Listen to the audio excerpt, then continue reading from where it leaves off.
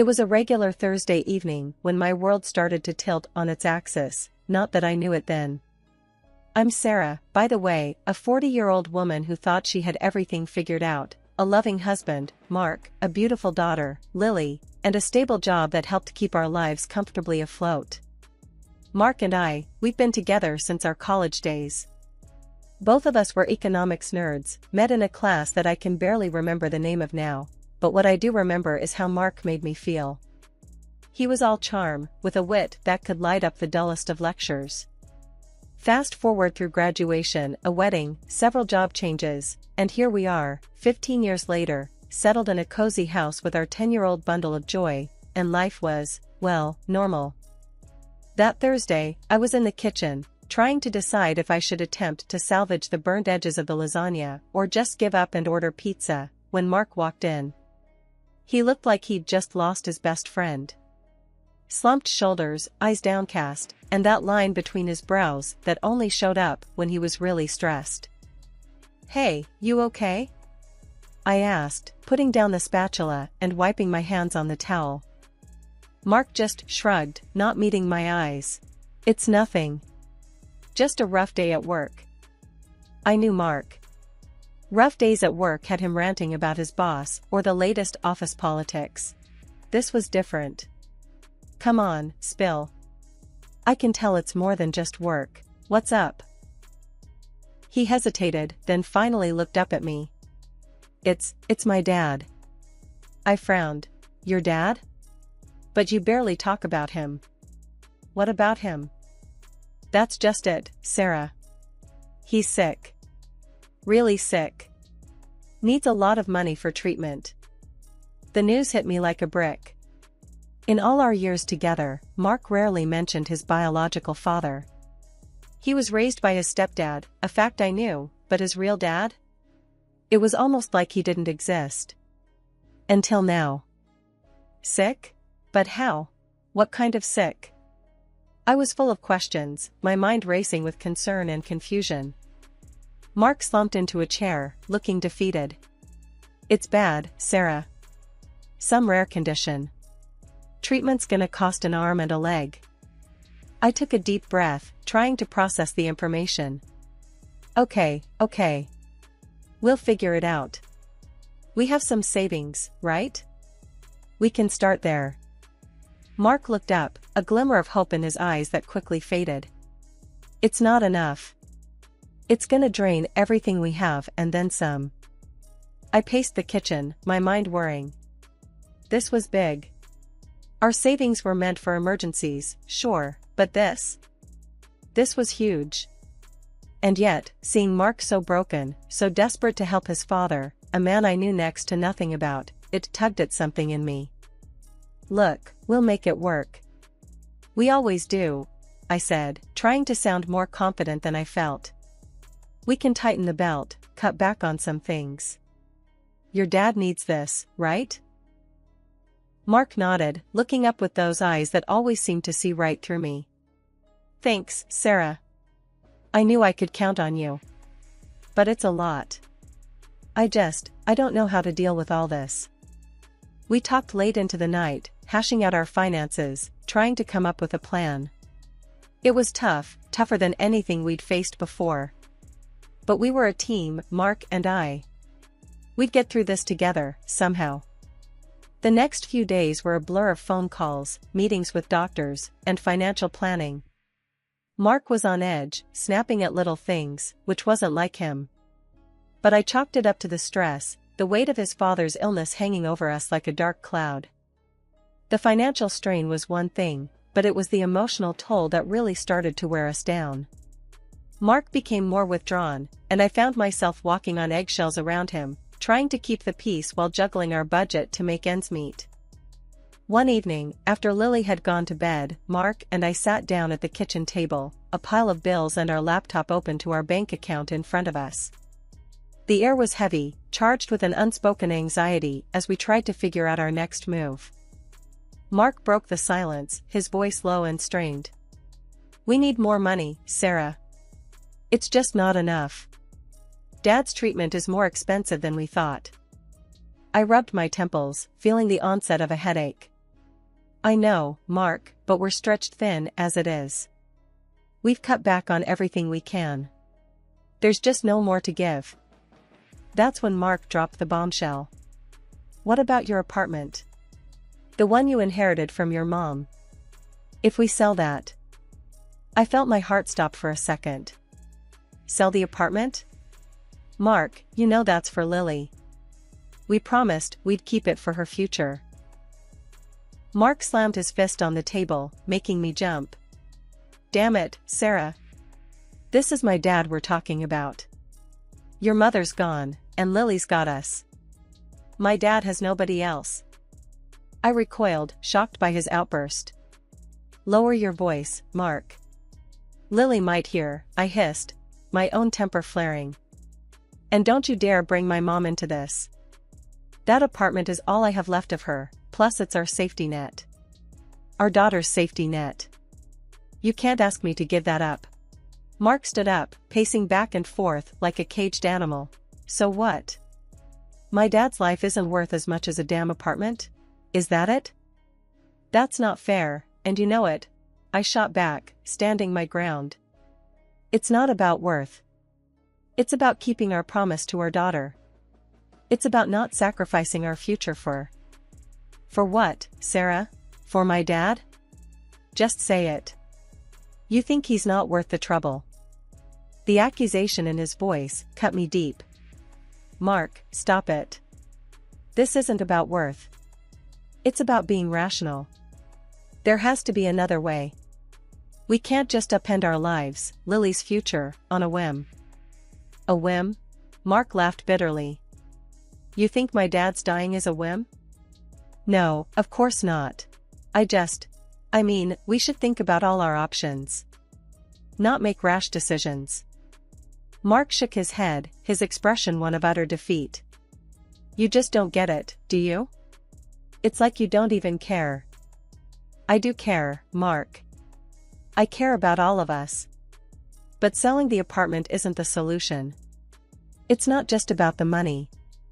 It's about what we're teaching our daughter, about family, about making hard choices. For a moment, there was silence, both of us breathing heavily, the weight of our argument hanging in the air. Finally, Mark spoke, his voice cold and distant. I need some air. And with that, he grabbed his coat and walked out, leaving me standing alone in the kitchen, surrounded by unpaid bills and a marriage that felt like it was starting to crumble. The rest of the night was a blur. I couldn't sleep, tossing and turning, replaying our argument over and over in my head. Was I being unreasonable? Was I putting material things over family? But then, wasn't Lily our family too? Wasn't her future just as important? After what felt like ages, Mark and I finally found a way to patch things up. It was one of those late-night talks where you lay everything out on the table, the good, the bad, and the ugly. We were both drained, emotionally spent, but determined to get past this hurdle. I wanted to believe we could find our way back to each other, to the love that had once been so strong. In a bid to bridge the gap between us, I suggested, why don't we go see your dad together? It might be good for you, for us. Mark's reaction was odd, to say the least. He fidgeted, avoided my gaze, and mumbled, it's not possible right now. How come? I pressed, my brow furrowing in confusion. His vague response didn't sit right with me, but before I could dig deeper, life decided to throw another curveball my way. Just a few days later, as I was making my way back from work, lost in thought about everything that had been happening, a car came out of nowhere. The impact was sudden, shocking, leaving me dazed and in pain on the cold pavement. The next thing I knew, I was in the hospital, diagnosed with a concussion. The doctors said I needed long-term treatment, which meant more time off work, more bills, and more stress. But worse than the physical pain was the realization that Mark didn't come to visit. Not once. It was Lily who kept me company, her small, worried face a constant reminder of the strength and innocence we're supposed to protect. "Mama, why hasn't Daddy come to see you?" she asked one evening, her voice small in the too quiet room. I didn't know how to explain to her that I had no answer. "Daddy's busy, sweetheart. But it's okay, we have each other, and Grandma's been a big help, hasn't she? She nodded, though I could tell she was far from convinced. I just wish Daddy was here too. Me too, baby, me too, I whispered, hugging her close, trying not to show my own disappointment and hurt. Lying in that hospital bed, night after night, gave me too much time to think. About Mark, about us, about the future. Something had to change. We couldn't go on like this, with secrets and silence driving a wedge between us. It wasn't just about me anymore, it was about Lily and the kind of life I wanted for her. Walking back into our home, the emptiness hit me like a cold wave. The living room, once filled with laughter and warmth, was now bare, stripped of our TV, the stereo, and even the little jewelry box that had been my grandmother's. My heart raced, a mix of fear and disbelief coursing through me. Lily clung to my side, her confusion mirroring my own. "Mom, what happened?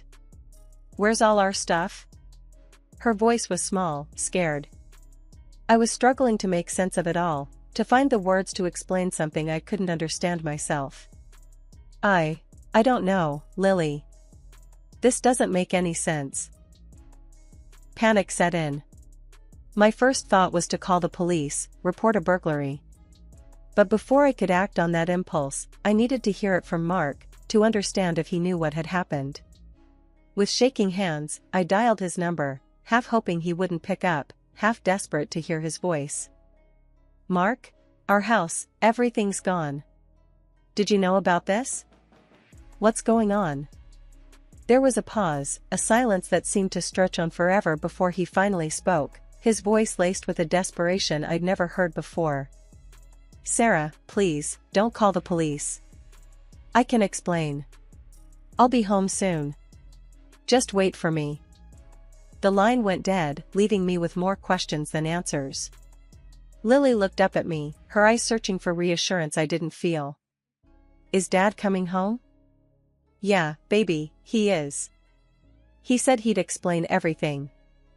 But could I believe him? The man who hadn't been there when I needed him the most, who now claimed responsibility for the disappearance of our belongings. When Mark finally walked through the door that evening, he looked defeated, a shell of the man I once knew. I braced myself, ready to confront him, to demand the truth. He didn't wait for me to start. "I took them, Sarah. I sold everything. It was the only way I could think of to pay for my dad's treatment." His words hit me like a physical blow. "You what? How could you do this without talking to me first? Do you have any idea how scared we were?" I know, and I'm so sorry. It was wrong, but I didn't know what else to do." His condition got worse, and I just panicked. "And you couldn't even be there for me, in the hospital? Was that because of your dad too?" He looked away, the guilt evident in his posture. "Yes. I was with him. He needed me, and I thought I could handle everything. I was wrong." The room was heavy with his confession, with the weight of his choices. Part of me wanted to scream, to lash out at him for the betrayal, for the lies. But another part, a quieter, more calculating side, held back. I nodded, pretending to accept his apology, his explanation. "Okay, Mark. We'll figure this out." But as he relaxed, relieved at my apparent understanding, I knew this was far from over. Accepting his apology out loud was one thing, truly forgiving him, moving past this, was another. And deep down, I knew things couldn't go back to the way they were. Not now. I didn't call the police, not because I believed his story, but because I needed time. Time to think, to plan my next move. Mark thought he had smoothed things over, but this was a betrayal that couldn't be brushed under the rug with a simple apology. As I put Lily to bed that night, reassuring her that everything would be okay, I made a silent promise to myself. I would get to the bottom of this, uncover the full truth of Mark's actions, and protect our daughter from the fallout. After Mark's confession and his bizarre behavior, things just didn't add up for me. I decided it was time to get some outside help, so I reached out to a friend of mine, Carla, who had made a career out of uncovering truths people worked hard to bury. She was a private investigator, and if anyone could get to the bottom of this mess, it was her. "Carla, it's me," I said, my voice a mix of desperation and determination. "I need your help. Mark's been acting strange, and I think there's more going on than he's letting on." Carla, ever the professional, didn't miss a beat. "Tell me everything," she said, and I did. I spilled the beans about the missing valuables, Mark's vague explanation about his dad's health, and how none of it sat right with me. "All right, I'm on it," she assured me after I'd finished. "But you gotta be patient. These things take time." Patient. That word echoed in my mind as I hung up. Patience had never been my strong suit, but I knew Carla was right. I needed to wait for her to do her thing. However, waiting wasn't in the cards for me. A nagging thought kept tugging at the back of my mind, leading me to make a call I never thought I'd have to. I dialed Mark's mom and stepdad, trying to sound casual as I asked about the health of Mark's biological father. The silence on the other end of the line was telling. When they finally spoke, their confusion was palpable. "Sarah, dear, what are you talking about? Mark's dad passed away years ago." The floor might as well have opened up beneath me. "Years ago?" I echoed, feeling a mix of anger and betrayal swirling inside me. "Yes, I'm so sorry. Did Mark not tell you?" The concern in their voices was genuine, but it only fueled my growing sense of dread. No, he didn't." "Thanks, I've got to go," I mumbled, ending the call as quickly as I could. I sat there, phone in hand, the pieces clicking into place. All the lies, the deceit, it all made sense now. Mark had been playing me, using his dead father as a ploy to siphon off our savings for who knows what. The revelation left me reeling, but I knew I couldn't confront Mark without solid proof of where the money was actually going. And for that, I needed Carla's findings. In the meantime, I played the part of the none the wiser wife, a role that chafed with every passing moment. Mark continued on as if nothing was amiss, unaware of the storm brewing just beneath the surface. Each day that passed was a test of my patience, a slow march towards the inevitable confrontation. But I was determined to wait, to gather all the ammunition I needed to face Mark with the truth. After what felt like an eternity, Carla finally called me with an update. My heart pounded in anticipation as I picked up the phone. "Sarah, we need to talk. Can you meet me at the cafe on 5th? She asked, her tone serious. "Sure, I'll be there in 20, I replied, trying to keep my voice steady, despite the storm of emotions raging inside me. Sitting across from Carla in the dimly lit cafe, the air felt heavy with unspoken truths. She slid a folder across the table towards me. "Sarah, I found quite a bit. You sure you're ready for this?" Taking a deep breath, I nodded. "I need to know, Carla. No matter how bad it is."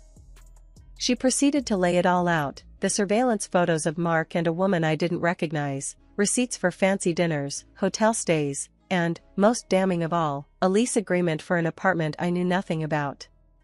The evidence was irrefutable. Mark had been leading a double life. "Who is she?" I asked, my voice barely a whisper as I stared at the photos of them together, laughing, touching, sharing moments that were supposed to be reserved for us. Carla sighed. "I don't have all the details on her, but it's clear they've been seeing each other for a while. And Sarah, there's more. I think they have a child together." A child. The word echoed in my head, a cruel twist in the already painful revelation. "A child," I repeated, numb. "I'm so sorry, Sarah. I can only imagine how you must feel," Carla said, her voice full of sympathy. Anger, betrayal, sadness, it was all too much. How could he do this to us? To me, to Lily? Carla reached across the table, offering a comforting hand. "I wish I had the answers, Sarah. But know this, you're not alone. You've got people who love you, who'll stand by you through this." The drive home was a blur. I was a tempest of emotions, each one vying for dominance. Betrayal stung the most, the realization that the man I had loved and trusted had deceived me in the most unimaginable way. I waited for him at home, the folder of evidence on the kitchen table, a silent witness to the unraveling of our life together. The moment he walked in, I could see the apprehension in his eyes, a clear sign he knew the reckoning had come.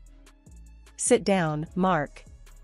We need to talk," I said, my voice steady, belying the turmoil inside. He complied, taking a seat opposite me, avoiding my gaze. "Sarah, No." I cut him off, my hand raised to stop him. "You've lied enough. It's my turn to talk. I know about her, Mark. And the child. I know everything." Mark's face paled, the reality of his situation finally sinking in. "Sarah, I'm so sorry. I never wanted to hurt you." "Sorry? You destroy our family, and all you can say is you're sorry?" My voice rose in anger, but I quickly composed myself. This wasn't about unleashing my rage, it was about getting answers and deciding where to go from here. He tried to explain, to weave a story of confusion and mistakes, but I wasn't having any of it. "Stop, Mark. Just stop. The lies end now. I want to know why. Why did you do it? Why throw away everything we had?" Mark's usual confidence was gone, replaced by a man cornered by his own deceit. "I don't know, Sarah. I got lost, caught up in something I didn't understand. I thought I could keep it separate, that it wouldn't affect us.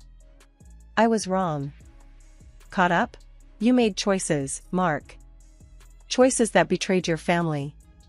Did you even think about Lily in all of this? What this would do to her?" He had no answer, just a shake of his head, a man defeated by his own actions. The conversation went on, circles of apologies and excuses, but it was clear, too much had been broken. Trust, once shattered, couldn't simply be glued back together. "I want a divorce, Mark. There's no coming back from this," I said, the words heavy but necessary. Mark didn't fight it, perhaps realizing the depth of his betrayal left no other path. "I'll do whatever you think is best. I hope you can find it in you to forgive me, someday. For Lily's sake." "Forgiveness? That's a long road, Mark. Right now, I need to think about Lily and me, about how we move forward from this mess you've made." As he left the house that night, it felt like the closing of a long, tumultuous chapter.